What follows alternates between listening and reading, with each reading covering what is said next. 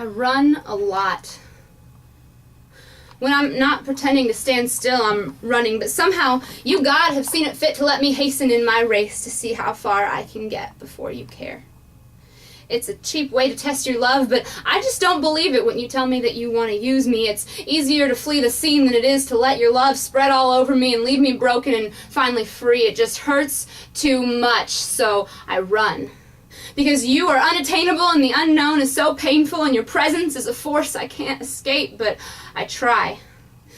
And though I feel you look away from me, you are not blind.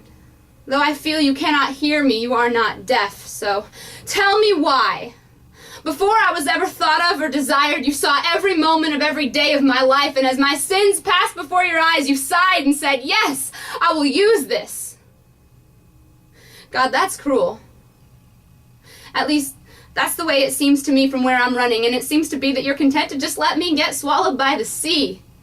God, deliver me. God, intervene, because I clearly can't stop running, and even my prayers are self-absorbed attempts to save myself with my most holy words, but despite my most elegant expressions of extolment, you will go on doing just what you plan to do, and I cannot change that. I cannot change you, and I'm angry at you for your very nature, gracious and merciful and slow to anger, abounding in steadfast love, and in the most forgiving tones, you cry out to me, do you do well to be angry? And all I can do is clench my fists and scream back, yes, yes, I do well to be angry, angry enough to die.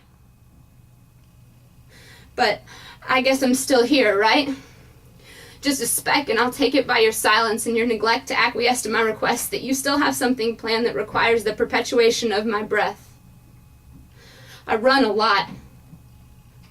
I need some rest.